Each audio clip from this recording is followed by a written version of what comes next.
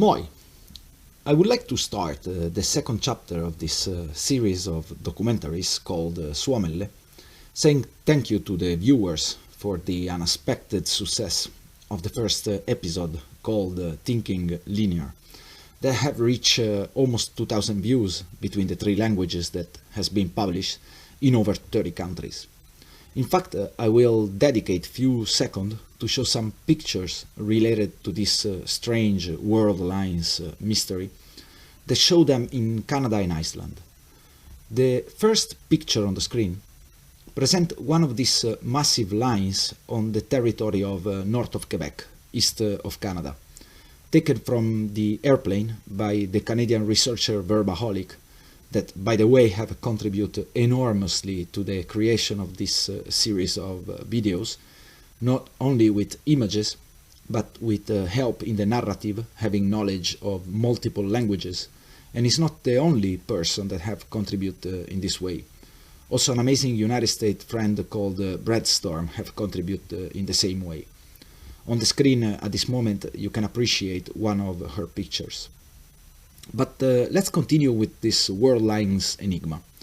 The next two pictures show the exact same line formation found all over the Lapland province of Finland, but in images that I personally took in my recent expedition to Iceland, where, by the way, they are appearing with fields from under the glacier melting, raising many questions about this theory of an ancient ice age that lasts for millions of years. But I will talk about this topic in a future episode entirely dedicated to this convenient old theory called the Ice Age. But let's start now presenting the second chapter of Suomelle, starting actually with the reason of the publication of this video, which is to try to find the real historical position of Finland as always being presented to us as a lonely piece of ice without ancient history and importance, and at the contrary, having countries which their place in history was blown out of proportion, and to go deep into the origins of this ancient society and language. So let's start reading how the official historical version of the Finnish language is presented to us by the mainstream scholar and the main research engine in the web. If we type in internet Finnish language, we can read classification. Finnish is a member of the Finnic group of the Uralic family of languages. The Finnic group also include Estonian and a few minority of languages spoken around the Baltic Sea. The map shown on the screen represent the areas covered by the Finnish language. And as we can see, there is a minority of speakers also located in the area of the city of Alta and a large part of north of Norway, all the way to the Koba Peninsula of Russia, by the way, even to these days. So let's go check what they tell us about the Uralic group of languages. The Uralic languages constitute a long family of some 38 languages, spoken by approximately 25 million people. So very interesting that it is clearly written 38 languages, not dialects. I mean, 25 million speak those languages that have the same primordial roots as the Finnish language. So if we calculate the entire population of Finland based on the end of May 2016 statistic, we can observe that it is around 5,500,000 people. And if we add to that number the entire Estonian population, which is, according to statistic published the 1st of January 2016, approximately 1,300,000, we have an important number of around 7 million people. And we are not taking in consideration all of the other minority of speakers. So it makes the Finnic group largely one of the biggest speakers of the Uralic languages in number, being over a quarter of it. In fact, if we continue reading, we can see that the Uralic languages with the most native speakers are Hungarian, Finnish and Estonian. So let's go investigate this supposed link between Finnish and Hungarian, keeping in mind that in recent years many articles had appeared on international newspapers and magazines discrediting the hypothesis of a connection between Hungarian and the Uralic group of languages. Classification.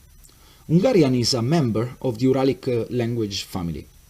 Linguistic connection between Hungarian and other Uralic languages were noticed in the 1670s, and the family itself, then called Finno-Ugric, was established in 1717. Though the classification of Hungarian as a Uralic Finno-Ugric rather than Turkic language continued to be a matter of impassioned political controversy throughout the 18th into the 19th century. So also in this classification, we can read that the connection with the Uralic languages is rather an old theory than actually a proved study. But I will read you one more quote to make understand to the listener that if the Hungarian is excluded from this family of languages, the Finnic languages would largely be the most spoken in the prehistoric Urals mountain area.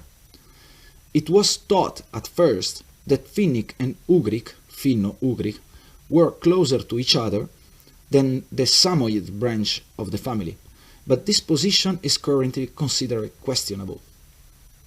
So if we eliminate from the original 25 million that speak Uralic languages, the 10 million Hungarian, according to statistic of 2016, the Finnic would be suddenly half of the Uralic language in speakers. I will ask to the listener to go study the various other branches of the Uralic languages, because in this video I can present only a short overview of the amazing studies available to us, like for example the writing system and etc. But I will read you just one more quote of the extended information which is given to us throughout internet. The quote continues. The name Uralic derived from the fact that area where the languages are spoken spread on both sides of the Urals mountain. Therefore, the original homeland, Urheimat, is commonly hypothesized to lie in the vicinity of the Urals.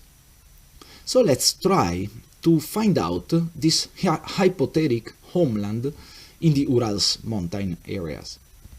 The source of the images and most of the information about the structure that I will present you in the next few minutes come from the New Earth channel and the amazing news site created by them, megalith.org, that to me is largely the best collection of ancient archaeological sites throughout the internet.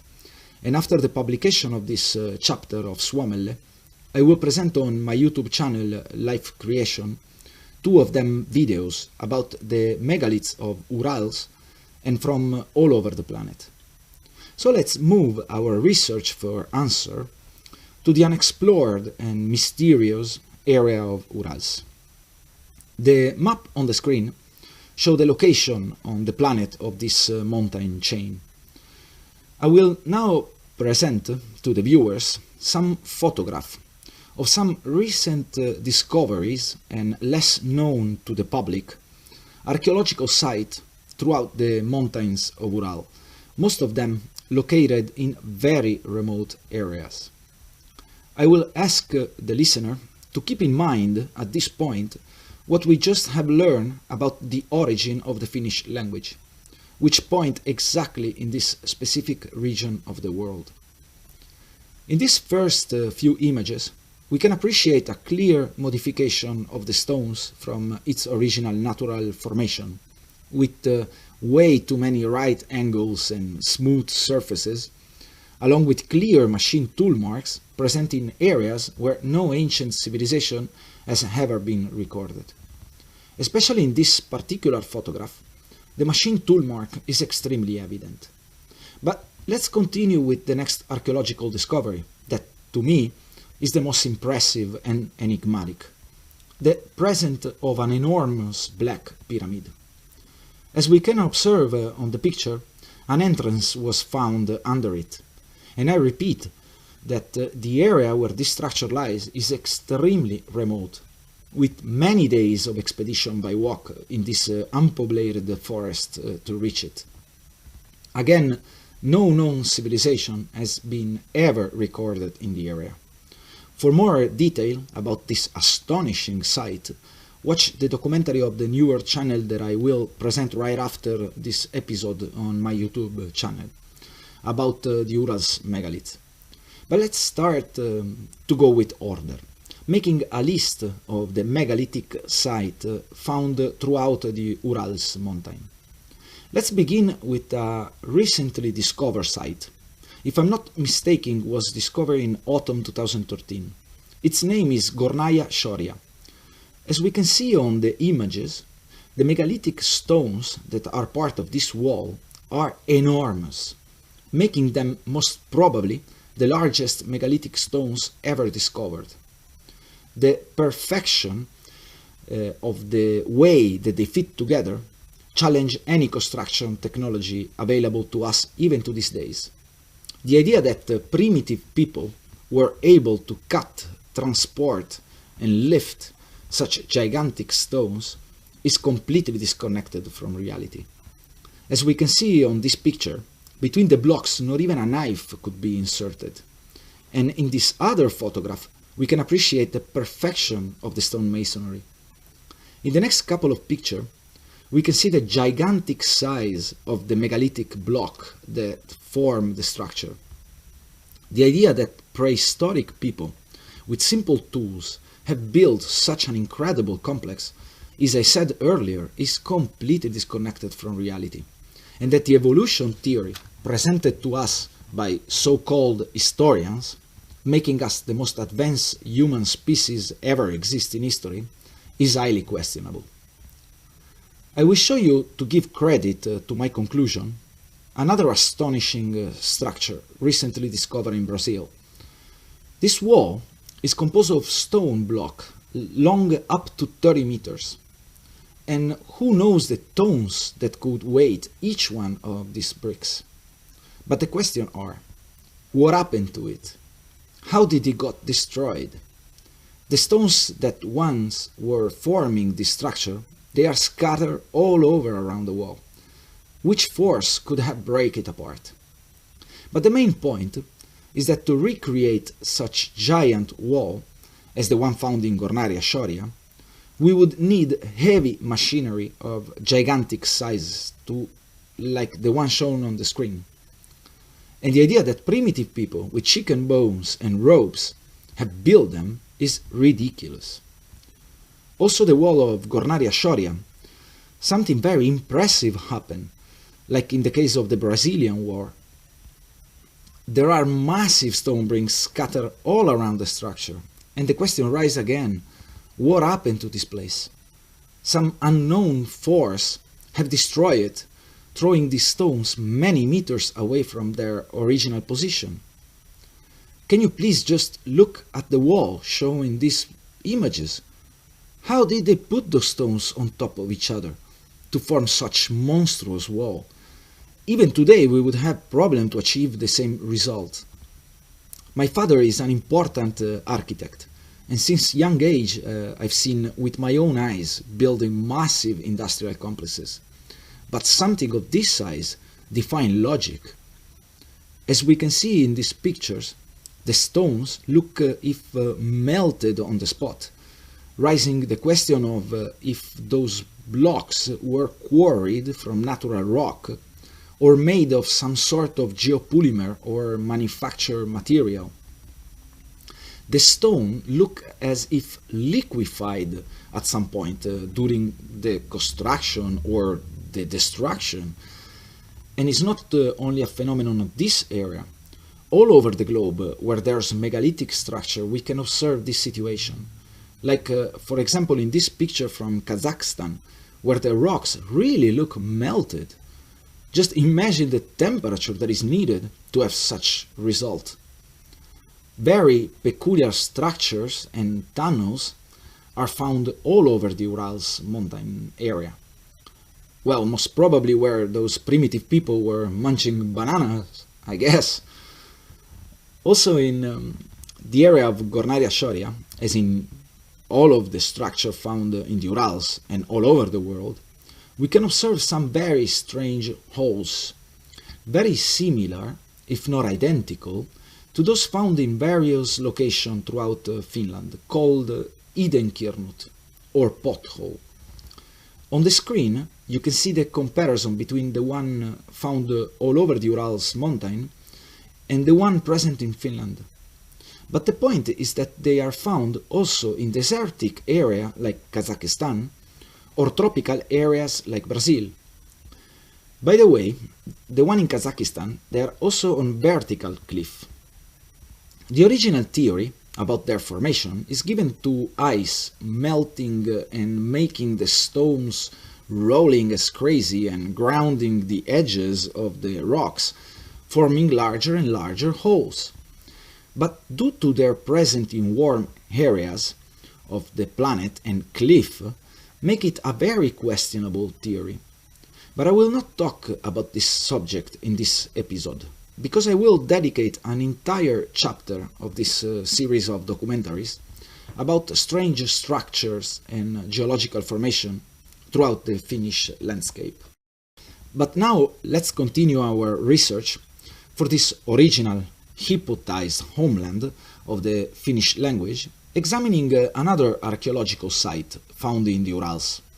This one is called Chortovoi Gorodiche.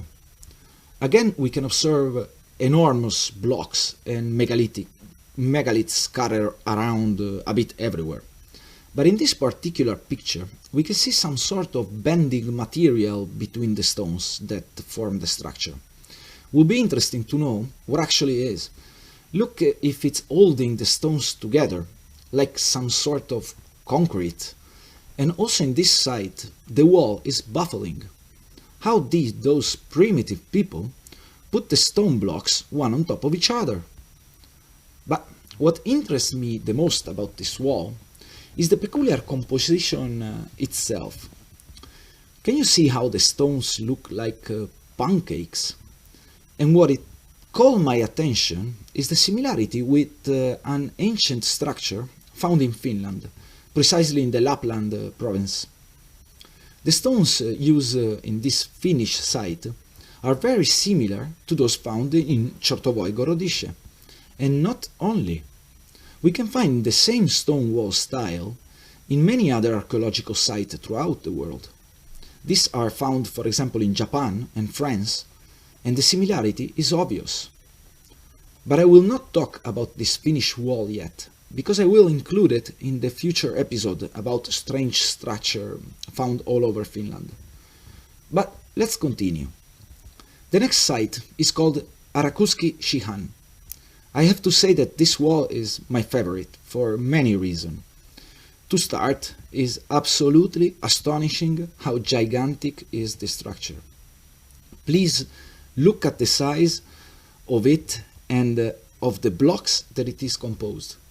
Completely defined logic. Second of all, it goes on and on for kilometers and kilometers, and it is situated in an area where, again, no ancient civilization has ever been recorded in history. What it could have been its purpose? Third, can you see those holes again? They are exactly like the one that I've shown you earlier, and identical to those found in Finland. But in this case, if just for a few seconds we take in consideration the theory of the ice making roll the stone to form this pothole or kirnut, a question rises along. Where does the supposed rolling stone came from, being the holes on top of the wall? The answer would be from the sky, which actually is one of the theories that I personally have about them formation. But as I said, this it will be one of the topic of a future episode entirely dedicated to Finland archaeological structure and strange geological formation. Let's now move our research to the next site. It's called Lake Shartash. Again, we can observe massive block forming walls, machine tool marks, our potholes, the same wall formation as the one shown earlier in Lapland, Finland. So until now, nothing new. Again, no known civilization recorded in history. But in this archaeological site, we can appreciate some strange tool marks present on the stones. And as you can see, they are identical to these tool marks found in enormous quantity in Finland. But the one in Finland, they are found in largely populated areas and very remote corners of the forest, even in stones that are almost completely under the earth. But I will talk about this subject in the future. For the moment, let's investigate the last archaeological site and what actually have been discovered there. I will start telling to the listener what actually the local tribes of the Urals mountain say about all of these places that I present until now and how they were built. They talk about a race of giants that have lived in those areas long time ago, and that they are the responsible of the construction of those megalithic structures. I know that it sounds like some sort of fantastic legend or an account or some fairy tale that come out from a local mythological book, but actually the idea of an ancient race of giants is widely spread phenomenon found in every continent and in every corner of the globe. The images that you can appreciate on the screen are of two very mysterious sites. They are called Arkaim and Sintashta. They are located in the southern part of the Urals mountain.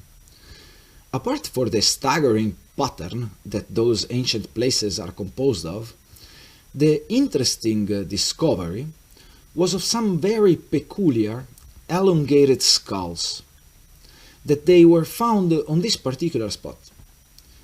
And I take the occasion to show you a tooth that have been discovered in another location of the Urals that without any doubt is that of a human, but is over 3 times larger than a human tooth.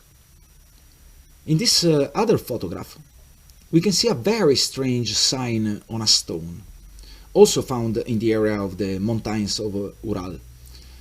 And I don't have to say what it actually looked to me, because it is pretty obvious that if it's not a natural formation, so the legend of the local tribe starts suddenly to make sense.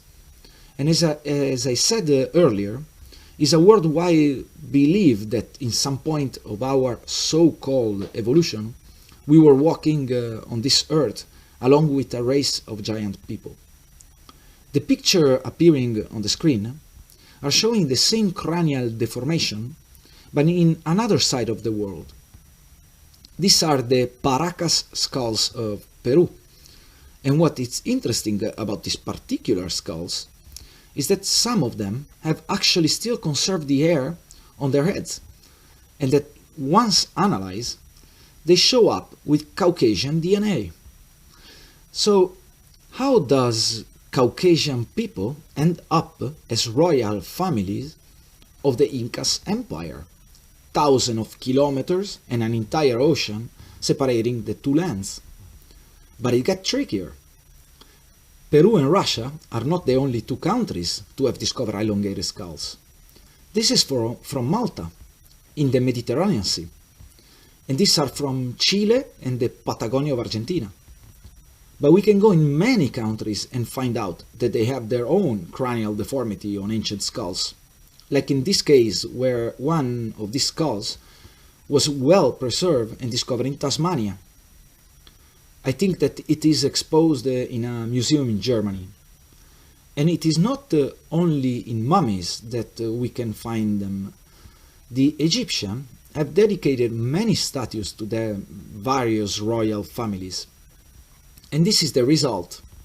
They had elongated skulls. In this particular hieroglyph, we can observe that the emperors are peculiarly tall, almost giant, and everybody have an elongated skull. But let's continue searching for proof that can tell us that the account of the local tribe of the Urals are not fantasies of some crazy wild society, but they are actually based on fact.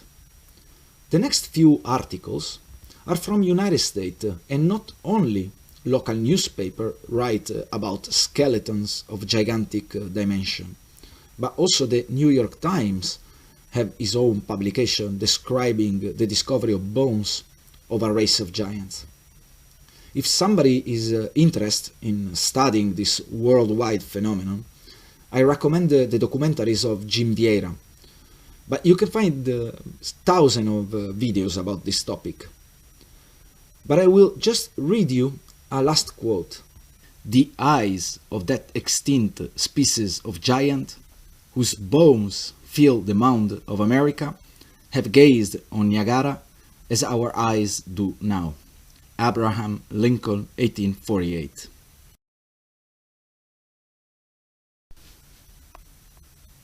Well, at this point the purpose of this documentary is very clear. There's much more behind the Finnish group of languages than what we think. And suddenly Finland starts to grow in importance in this pyramid of historical ancient events. In the next episode, we will try to understand why the main historical institutions, books and schools present to us as the only truth a view of the historical events concerning the Finnish recent history that are at least fishy, and in the other side, the obscure fact of enormous importance that will make us understand that Finland, in the last few centuries, was much more important than what we are led to believe. But I will let you again on a note of suspense, and I will not add anything else about the topics of the next episode. Thanks for watching and listening. I will end this chapter with a list of islands that help me to put together some of the pieces of this puzzle called life.